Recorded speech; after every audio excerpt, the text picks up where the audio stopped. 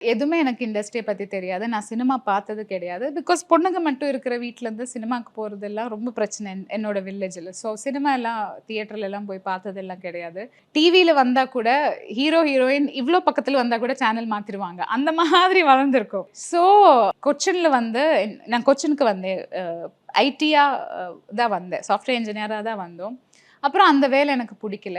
அப்போது ஒரு தெரிஞ்ச ஆளை நான் ஒரு சேனலில் ஒர்க் பண்ண ஆரம்பித்தோம், ஆங்கரிங் பண்ண ஆரம்பித்தோம். நிறைய ஆஃபர்ஸ் வந்தது. இனிஷியலி நான் பண்ணல.